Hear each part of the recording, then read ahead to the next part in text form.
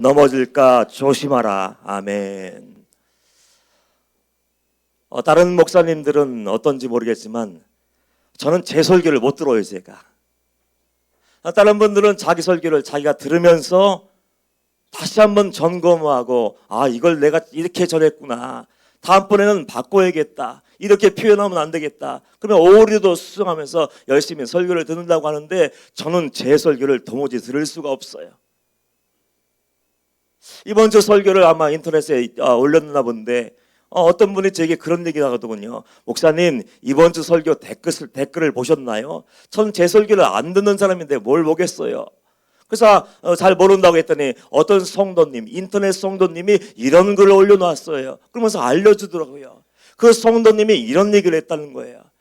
임철 목사님의 설교는 정답만 알려주는 것 같다. 이게 정답이야.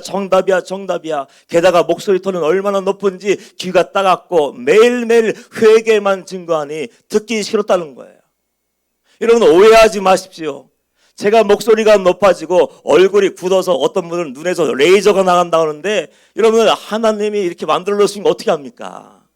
39살에 뇌졸중으로 중풍으로 제가 모든 기관이 마비됐어요. 그러니 웃는 얼굴 근육도 마비되어서 얼굴이 항상 굳어진 채 되어 있고, 말을 분명하게 하려고 하다 보니까 힘을 주게 되어서 마치 성난 사람처럼, 화난 사람처럼, 비판하는 것처럼 보이지만 절대 그렇지 않아요.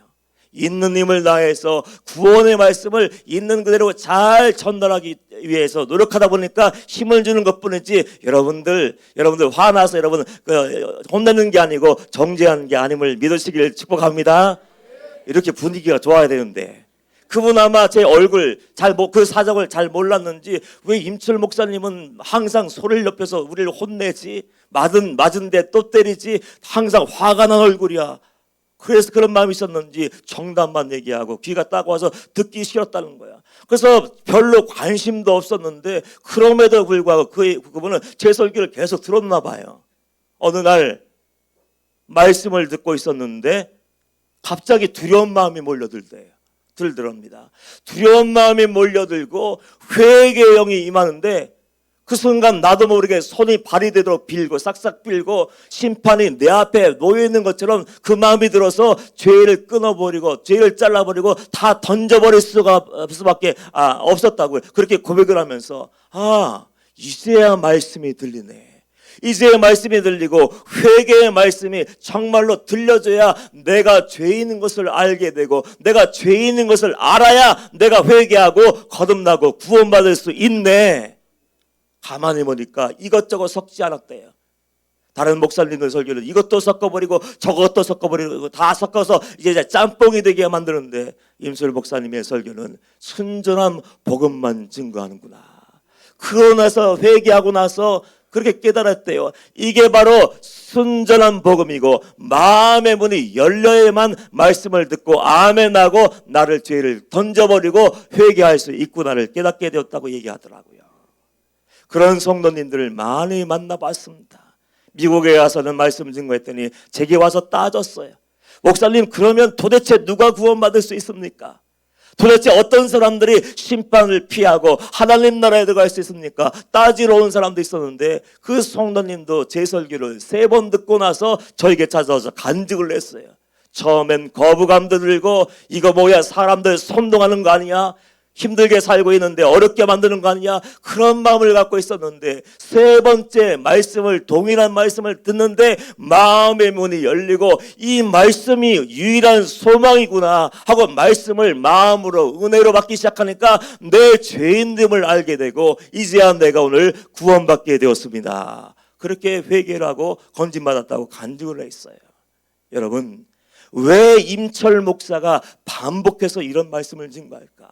여러분, 가만히 성경을 읽어보시면 하나님이 계속해서 반복하셨어요.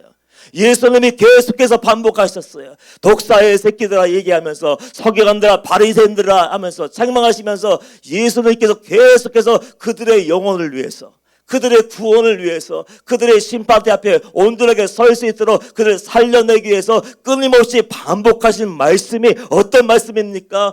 회개의 말씀이에요. 왜 제가 회개의 말씀을 증거할까요? 우리는 어쩔 수 없는 인간이에요. 연약해요. 이 얘기를 다른 말로 표현하면 어떻다는 겁니까? 죄에 대해서 약해요. 유혹에 대해서 취약해요. 하나님의 영광을 보고 기적을 보고 능력을 보고 귀신이 쫓겨나는 것을 보면서도 우리 어떻습니까? 변화되지 않아요.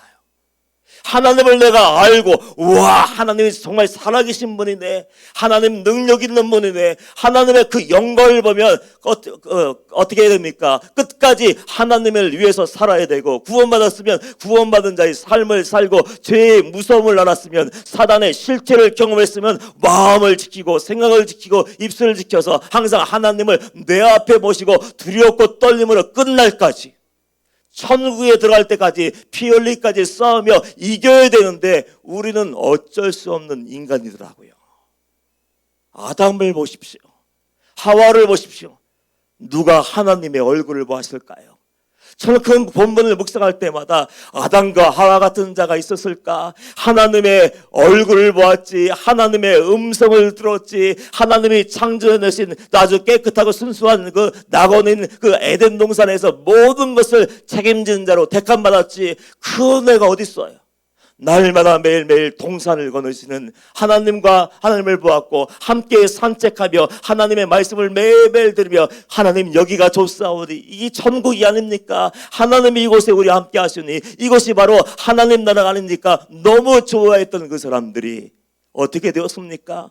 사단이 찾아와서 마음에 한 가지 생각을 딱 집어넣었어요. 너는 이걸 먹으면 하나님과 같아질 거야. 하나님이 그래서 먹지 못하게 하는 거야. 그걸 먹어라. 먹으면 너는 최고가 될 것이다. 사단이 유혹하는데 그 유혹을, 그 생각을 마음에 뿌려 넣어줬을 때 그것을 계속해서 묵상하다가 결국은 보암직도 하고 먹음직도 하고 쳐다보다가 결국 손을 내밀어서 따서 먹어버리고 낙원을 뺏겨버리고 이제 사망과 죽음의 공포가 그의 삶을 뒤덮게 되었어요. 이것이 사람이에요. 하나님이 세우신 사울왕도 아무것도 아닌 시기심과 질투심, 자존심 때문에 다윗을 10년 동안 쫓아다니다가 멸망의 뒤안길로 사라져버리고 말았어요. 어마어마한 하나님의 능력을 보고 눈앞에서 문득병자가 치유되는 광경을 보았던 게하시는 어떻게 되었습니까? 와, 하나님의 은혜가 임하니까 문둥병자가 어린아이 피부와 같이 깨끗하게 휘어지는구나. 와, 하나님은 정말 살아계시나, 살아계신 하나님이구나. 그 치유의 현장과 능력의 현장에 있었던 그 게하시, 욕심 때문에 옷 한 벌, 돈 몇 덩이, 은덩이, 금덩이 아무것도 안 돼. 그 어깨에서 탐심의 마음에 품고 있다가 결국 그는 하나님의 징벌을 받고 말았어요. 여러분들 한번 스스로에게 질문해 보십시오. 나는 예수를 믿고 지금까지 지내온 삶에 대해서 자신할 수 있는가? 아, 예수님, 나는 예수님 믿고 성도가 되고, 아니 목사가 되어서 전도자가 되고 난 다음에 하나님 앞에서나 사람 앞에서 부끄러움이 없는 삶을 살았습니다. 어느 곳에 가든지 아, 저분은 진짜 목사님이야. 어느 곳에 가든지 저분은 진짜 성도님이야. 어느 곳에 있든지 가정에 있든지 아, 우리 아빠 엄마는 정말 예수 믿는 사람이야. 우리 아이들은 정말 예수 믿는 사람이라고 인정받을 수 있을 정도로 여러분 삶에 대해서 책임을 질 수 있습니까? 한번 물어보세요. 바울이 고백했던 것처럼 마지막 날 주님 앞에 서기 직전에, 순교하기 전에 나는 선한 싸움을 싸웠어. 나는 달려갈 길을 다 달렸어. 나는 지금까지 믿음을 지켰어. 이제 후로는 나를 위해서 의의 재판관이, 나를 위해서 생명의 면류관, 의의 면류관을 예비해 놓았으라고 자신 있게 담대하게 고백하고 죽음을 두려워하지 않고 하나님 앞에 올라갈 준비가 되어 있습니까? 우리는 매 순간 솔직해야 돼요. 하나님께 솔직해야 되고 자기 자신에게 솔직해야 되고 이웃에 대해서 솔직해야 돼요. 내 영적인 상태가 어떤지, 내가 한 주간 어떻게 살아왔는지, 하나님의 기쁨이 되었는지, 하나님을 마음 아프게 했는지, 아니면 예수님을 눈물 흘리게 했는지, 그러면서 날마다 솔직하게 자기 자신을 점검하고 말씀을 펴놓고 읽으면서 그래, 이거는 아무개 목사가 들어야 돼, 이건 아무개 뭐 장로님이 들어야 돼, 이건 아무개 권사님이 들어야 돼, 이건 아무개 집사님이 들어야 돼. 그러면서 남만 얘기하는 것이 아니라 그 말씀을 펴놓고 말씀을 묵상할 때마다 두려운 마음을 가지고 그래, 하나님이 이 말씀을 내게 주시네. 사랑할 수 없는 사람 사랑했네. 사랑하겠는데 사랑하지 못했네. 용서하지 못할 사람들 용서하겠는데 난 정말 용서하지 못했네. 미워하면 안 되는데 또 미워했네. 시기 질투하면 안 되는데 또 시기 질투했네. 원망하고 불평하지 말아야 되는데 또 원망하고 불평했네. 그러면서 내 마음을 치며 두려운 마음을 가지고 매일매일 내 신앙을 점검하고 내 영혼이 살았습니까? 죽었습니까? 묻고 매일매일 회개의 눈물을 흘릴 수 있다면 그 영혼을 살 텐데 우리는 자기 자신을 너무 과신하는 것 같아요. 영적인 자만심에 빠져 있는지 영적인 교만이 꽉 들어차 있는지 자기 자신을 도무지 보려고 하지 않아요. 자기의 영적인 상태, 하나님이 나를 내어버려 두신 것은 아닌지, 난 버림받아서 죄를 지어도 아무 징계가 없고 말로 죄를 지어도 아무런 징계가 없고 그래서 안심하고 있는 건지, 우리는 자기 스스로를 정직하게 하나님 앞에서 살펴볼 수 있어야 되고, 말씀을 펴놓고 말씀을 읽을 때마다 남 얘기하고 남을 떠올리는 것이 아니라 내가 이 사람은 아닌가 하면서 살펴보고 하나님 앞에서 솔직하게 나를 진단할 수 있어야 되는 겁니다. 어떤 목사님이 그냥 얘기를 하죠. 그분이 공개적으로 얘기를 하셨으니까. 홍정일 목사님 참 좋으신 분이더라고요. 남서울 은혜교회였는가요? 교회를 개척해서 대형 교회를 만드셨어요. 근데 그분이 자원 은퇴를 하셨어요. 여러분, 내가 키워 피땀으로 읽어놓은 교회, 내가 눈물로 기도하며 땀 흘리고 수고해서 키워놓은 그 교회를 아무에게 그냥 텁텁 넘겨줄 수 있습니까? 할 수만 있으면 마지막까지 바득바득 우기면서 버티면서 내가 해야 돼, 내 교회야, 내가 만든 교회야, 내 성도야, 그러면서 끝까지 그 일을 감당하려고 하는 사람들이 대부분 있는데 뜻을 정했어요. 하나님, 저는 비굴하지 않겠습니다. 마지막까지 떳떳하겠습니다. 그래서 자원 은퇴를 하고 그 교회를 후임자에게 넘겨주고 그 옆에 얼마 떨어진 곳에다가 개척교회를 하고서 장애우를 섬기는 교회를 했다는 거예요.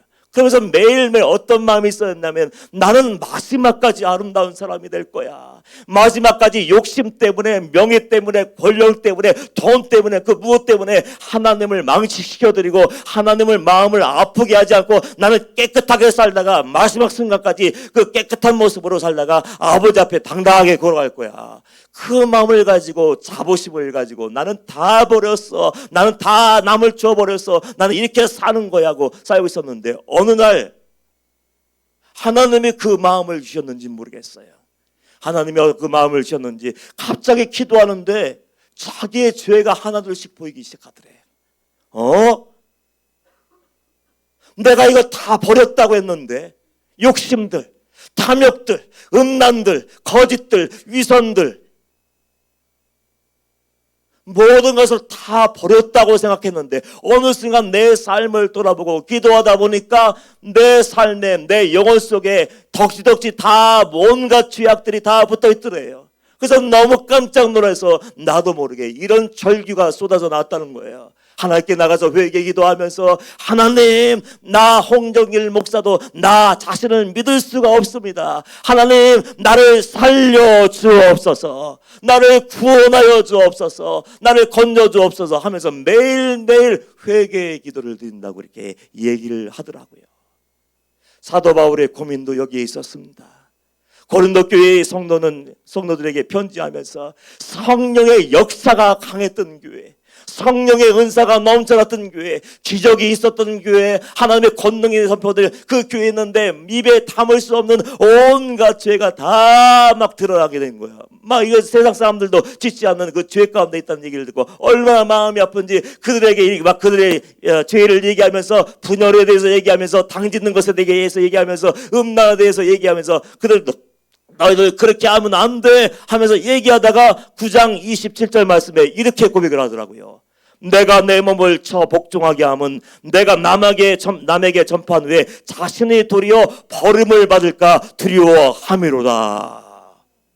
위대한 사도 바울이 나는 선한 싸움을 싸웠어, 끝까지 나의 달려갈 길을 달리고 믿음을 지켜서 내 앞에는 정말 하나님께서 의의 면류관이 예비되어 있고 내 앞에는 천국의 문이 활짝 열릴 거라고 자신감 있게 고백했던 그 사도 바울의 입에서 지금 뜻밖의 고백이 나오는 거예요. 내가 사람들을 건져내기 위해서 이 십자가의 복음과 부활의 복음을 증거했는데 혹시라도 내가 말씀을 다 전했는데 내가 버림을 당하면 어떨까? 어떻게 할까? 내가 버림받으면 어떻게 해야 되는 것이 거룩한 고민, 거룩한 근심이 있었어요.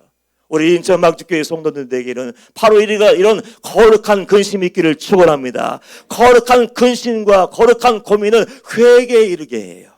거룩한 근심은 구원의 날에 우리를 구원의 자리로 인도하지만 쓸데없는 헛된 세상 그 근심 걱정 염려는 여러분의 영을 상하게 하고 그 욕심 때문에 욕망 때문에 결국에는 넘어지게 만들고 은혜로 시작했다가 멸망으로 마무리할 수밖에 없는 거예요. 그래서 두려운 마음으로 말씀을 권면하다가 그 고린도전서 10장 10절 말씀에서 이렇게 권면하는 거예요. 그런즉 선줄로 생각하는 자는 넘어질까 조심하라. 우리가 3번씩이나 말씀을 같이 읽었지 않습니까? 얼마나 중요한 말씀인지 몰라요. 그런즉 그러므로 이걸 중요한 단어예요. 그런즉 선줄로 생각하는 자는 넘어질까 조심하라. 그러면서 10장 1절부터 10절까지 11절까지 그 실제적인 예를 들어주는 거예요. 이스라엘 백성들의 예를 들면서 그들의 간증을 하더라고요. 하나님의 은혜로 출애굽을 했어요. 하나님의 은혜로 세례도 받았고 신령한 음식을 먹고 신령한 음료도 마셨어. 하나님의 살아계신 걸 다 보았는데 그 사람들이 다 강조드리는 단어가 뭡니까? 다 하나님의 기적을 경험했어. 다 하나님의 권능을 경험했어. 다 물세례를 받았어. 다 신령한 음료를 먹고 마셨어. 그런데 다 멸망의 길로. 어떤 사람들이요? 이스라엘 백성들이. 선민의식도 있었어요. 우리는 택함 받은 사람이고 구원받은 성도야. 영적인 체험도 있었어요. 기적도 경험했어요. 능력도 체험했어요. 그런데 그 자만심이 그들을 무너뜨리게 만들었어요. 교만이. 우리는 하나님이 특별히 사랑하시는 백성이야.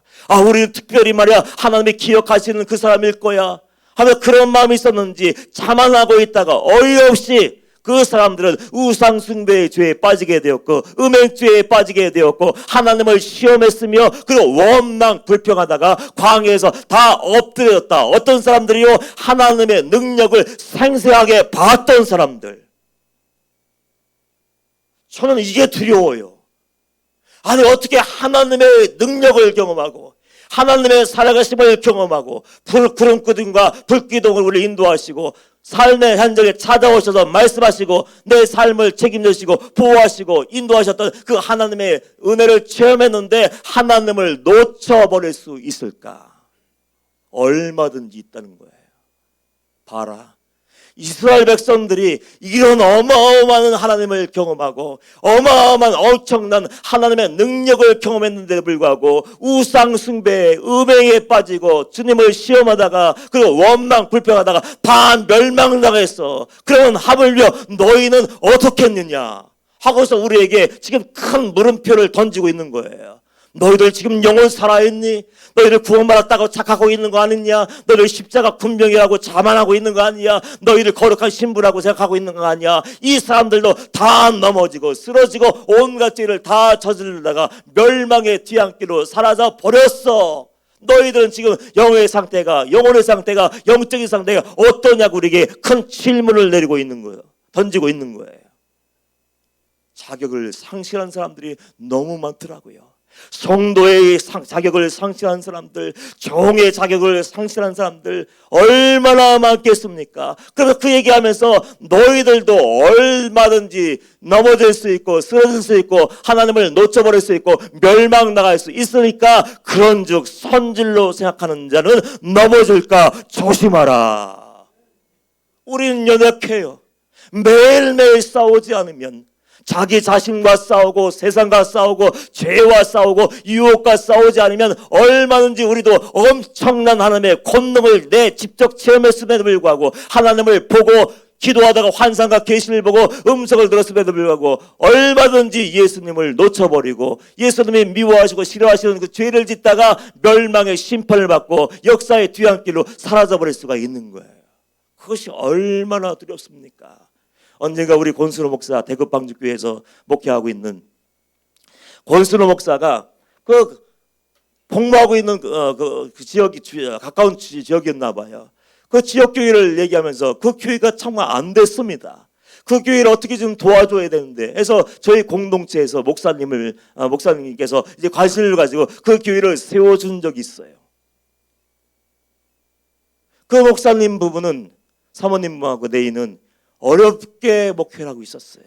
장애 의들을 모아놓고 그들을 섬기며, 정말 오손도손 많은 것이 부족하지만 아름답게 목회 사역하고 있었는데, 어느 날 뭐 도시개발 계획인지 뭐 도로 계획인지 모르겠지만 그 계획이 나는 순간 갑자기 땅값이 딱 올라버렸어요.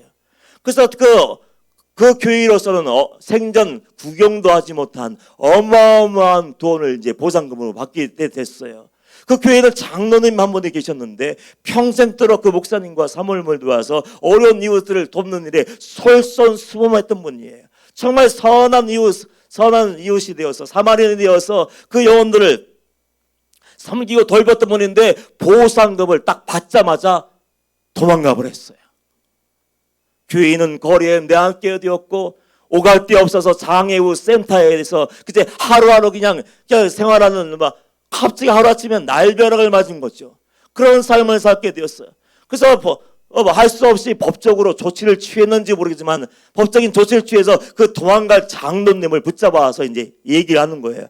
장로님, 이러시면 안 됩니다. 그 돈은 하나님의 것이지 장로님의 것이 아닙니다. 그 돈이 있어야 이 장애우들을 우리가 끝까지 섬길 수 있고 하나님의 성전을 지을 수 있습니다. 그 돈을 주셔야 됩니다 하고 이렇게 얘기를 했는데, 그 장로님이 평생 예수님 믿고 평생 신앙생활을 했던 그분, 존경받고 선한 이웃이 되어서 열심히 구제하는, 봉사하는 그 삶을 살았던 그분의 입에서 이런 얘기가 나오더래요.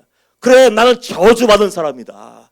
하나님께 저주받은 사람이고 나는 지옥에 가는 것을 내가 안다. 그런데 다시 나를 찾지 말아라. 나보고 돈 달라고 하지 마라. 나 남아있는 돈 가지고 그렇게 열심히 살다가 지옥에 갈 거다. 그렇게 얘기를 하더래요. 그 목사님이 얼마나 마음이 아팠겠습니까? 평생 믿음의 동지로 살았어요. 함께 하나님을 섬기고 천국을 소망하며 천국을 그리워하며 좁은 길 가는 줄 알았어요. 날마다 예배 시간에 나와 예배하며 기도하며 은혜 엄청나게 받고, 그래 내 삶을 내 이웃을 위해서 나눠줘야지, 내게 있는 모든 것을 이웃을 위해서, 약한 자를 위해서, 소외된 자를 위해서 다 섬겨줘야지, 그런 삶을 살았는데 돈이 딱 앞에 딱 떨어지고 돈이 주어지니까 마귀가 탐심을, 욕심을 그 마음속에 가득 부어주었는지 자기가 말하는 거예요. 목사님, 나 지옥에 가는 거 알아요? 나 저주받은 거 알아요? 그러나 나를 찾지 마시고 돈 달라고 얘기하지 마시고 이 돈 가지고 남은 삶 여생 내 마음대로 살다가 지옥에 가려니까 더 이상 묻지 마십시오. 그러고 또 나가더래요. 이게 인간이구나. 그 얘기를 듣자마자 가슴 마음에 충격이 오면서, 이게 인간이고 어쩌면 내 모습일 수 없고 어쩔 수 없는 죄인의 모습이구나. 매일매일 싸우지 않으면, 매일매일 주님 앞에서 내 신앙을 점검하지 않으면, 매일매일 영적인 자만심의 모자를 빼버리고 바리새인의 옷을 벗어번져버리고 하나님 앞에 벌거벗은 모습으로 나와서, 하나님 내 영이 살았습니까? 죽었습니까? 하나님 내가 말씀을 듣고 은혜 받았는데 정말로 말씀 가지고 싸우며, 말씀 가지고 죄를 끊어버리며, 말씀 가지고 내 자아를 날마다 잘라버리고 하나님의 마음을 품고 예수님의 마음을 품고 예수님처럼 살고 있습니까? 날마다 묻고 싸우지 않으면 우리는 얼마든지 넘어질 수 있다는 거예요. 그래서 사도 바울은 선줄로 생각하는 자는 넘어질까 조심해야 돼. 그 과거의 은혜를 가지고 우리가 만족하면 안 돼. 제가 항상 얘기하잖아요. 과거의 은혜는 과거의 승리를 위해서 주신 은혜예요. 옛날 내가 영적인 체험을 하고 신비를 경험하고 하나님의 음성을 듣고 기적을 경험한 것은 그때 내 영혼의 구원을 위해서 하나님의 베풀어주는 은혜일 뿐이고, 오늘 우리가 또 승리하고 새 마음을 품고 새 영을 가지고 예비하며 신령과 진정으로 예비하며 말씀 들을 때 아멘으로 화답하며, 정말 내가 죄인입니다, 내가 지금까지 말씀대로 살지 못했습니다 하면서 자기를 청구해서 은혜가 부어줘야 오늘도 승리할 수 있는 거예요. 그래서 오늘의 은혜를 계속 받아야 되는데 뿌리를 뽑아버려야 되는데 뿌리를 뽑아내지 않고 오늘의 은혜를 받지 않고 이제 형식과 습관이 되어서 예배만 드려요. 말씀만 들어요. 기도만 해요. 하던 가락이 있으니까 이런 표현이 맞는지 모르겠지만 하던 것이 있으니까 자연스럽게 나와서 성경책도 뒤적거리고 자연스럽게 찬양도 하고 자연스럽게 기도도 하고 자연스럽게 해야 할 일이니까 봉사도 해요. 충성도 해요. 그러나 그 예배의 모든 섬김 속에 하나님의 기름 부으심이 없다면, 매일매일 부어주시는 하나님의 기름 부으심이 없다면 심령은 단단하게 나도 모르게 굳어져 버리고 완고해져 버리고 하나님의 그 영혼을 구원하시기 위해서 말씀을 선포하실 때 귀가 열리지 않고 마음의 문이 열리지 않으면 다 알고 있는 말씀이지, 좋은 말씀이지, 내가 다 알고 있는 말씀인지 그게 바리새인처럼 그렇게 행동하고 말씀에 반응하다가 결국은 지켜버리고 영원한 지옥 불구덩이에 던져질 수밖에 없는 거예요. 우리가 살 수 있는 방법은 단 하나예요. 매일매일 싸우는 거예요. 예수님이 말씀하신 것처럼 너희는 싸우긴 싸우는데 피 흘리기까지 싸우지 않았어. 죄가 만만한가요? 사단이 만만한가요? 절대 그렇지 않습니다. 광명의 천사로 가정해요. 나를 위해 주는 척, 나를 사랑하는 척, 나에게 모든 것을 다 빼어주는 척, 간과 쓸개도 빼어줄 것처럼 다 하지만, 그러나 나도 모르게 내 영을 죽일 수 있어요. 얼마든지 죽일 수 있어요. 여러분, 저는 말씀 묵상하다면서 두려운 마음이 들 때가 있다고 했어요. 여러분, 가룟 유다를 한번 생각해 보십시오. 예수님이 12제자를 지나가다가 너 따라와라. 지나가다가 눈이 떼니까 아이고 이놈 할 것도 없는 놈이네. 너 날 따라와. 밥은 먹여줄게. 그래서 아무나 뽑았을까요? 세계 복음화의 위대한 사명을 가지고 오신 주님, 복음의 위대한 역사를 하실 주님이 아무나 골랐겠냐고요. 기도하고 금식하고 밤새도록 하나님께 간구한 다음에 나를 따라하면서 12명의 제자를 딱 모으셨어요. 3년 동안 그들과 함께 동고동락 하시면서 함께 먹고 함께 마시면서 산상수훈의 말씀을 전해주었고, 기도하는 방법을 그 훈련을 해주었고, 그리고 귀신을 내어줬고 병들을 치유하는 능력도 주었어요. 3년 동안 주옥 같은 시간이 흘렀을 거예요. 그 3년 동안 제자로 만들기 위해서, 십자가 군병으로 만들기 위해서 애를 쓰고 수고하고 노력을 다 했어요. 그런데 어이없게 가룟 유다가 예수님을 은 30, 그 당시 당나귀 한 마리 값과 똑같은 그 은 30을 받고 예수님을 팔아먹었어요. 양심을 던져버렸고 하나님의 영광을 땅에 던져버렸고 예수님을 십자가에 못 박히게 한 장본인이 되고 말았어요. 왜 그랬을까요? 저는 가만히 생각해 봤어요. 아니, 유다가 12제자의 바늘에 올랐는데 얼마나 영광스러워요. 게다가 유다가 예수님을 미워했을까요? 가까이에서 예수님을 보면서 섬기면서 정말 우리 정말 좋으신 분이네, 하나님의 아들이 맞네, 정말 이분을 만나면 내 영이 살아나고 이분을 만나면 내 영이 정화되는 건데, 그런 존경과 사랑의 마음도 다 가지고 있었어요. 그런데 그런 그가 사단이 쓱 집어넣은 그 탐욕, 돈에 대한 욕망, 허영심을 채우기 위해서 그랬는지, 겉사람의 만족을 위해서 결국은 예수님을 팔아버렸어요. 이유가 뭘까요? 저는 이렇게 해석을 했어요. 싸우기는 싸웠지만 끝까지 싸우진 않았구나.